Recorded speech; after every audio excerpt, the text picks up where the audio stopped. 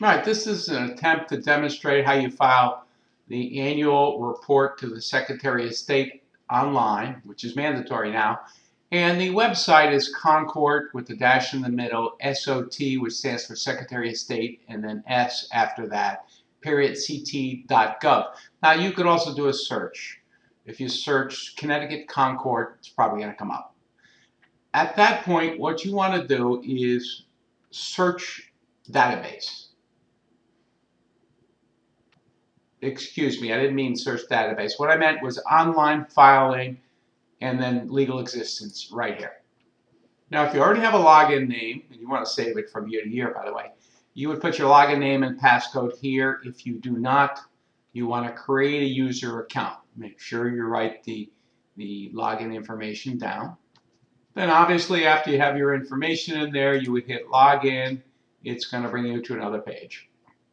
Now, I happen to have a prepaid account, so you can ignore that balance. Most likely you would not have that. And what you want to do is over here, File Annual Report. It's on the left, second one down. You would go there. At this point, you can put in the business name or the business ID number if you have it. I kind of like the business ID number just in case your company name has a similar company name. Putting the business ID number is maybe a little more specific. But if you're sure there's no other name like yours, or you'll know your name versus another, then certainly you can search by business name. Now you have to put the whole business name. Well, actually, you could do a wildcard search. Let me do a wildcard search. I'm going to put Wapsie Associates, wildcard, hit enter. Should only come up with one. All right, there it is.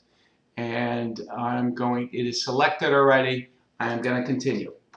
Now this screen is probably going to have all your information in it already. And the asterisk here, the red, that's the mandatory fields. And here's the filing fee, $20.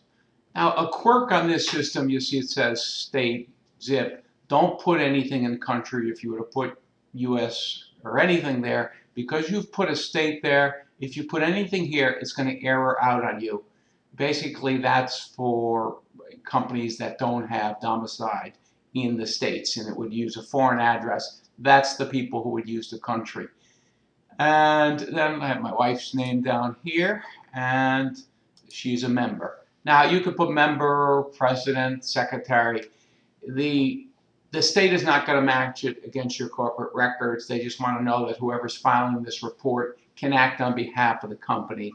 Since this is an LLC, the real technical term would be member, unless the LLC is elected sub S, then maybe it's a president or secretary. It really doesn't matter what you put there, as long as you put member, or if it's a corporation, put president, secretary, or treasurer, something of that sort.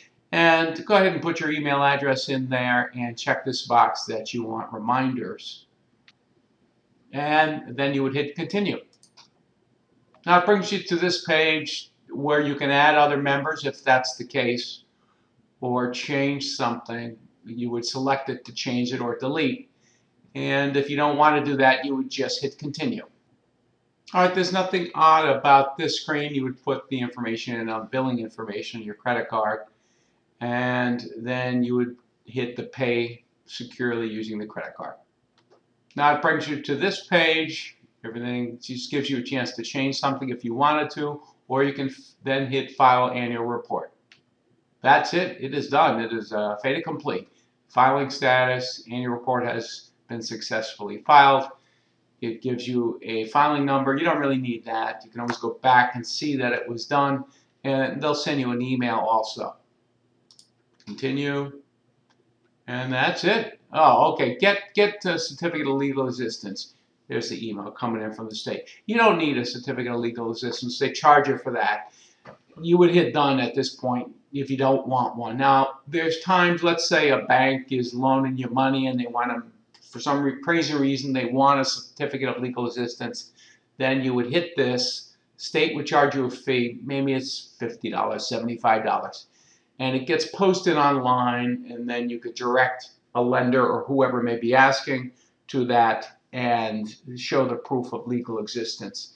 But that's it.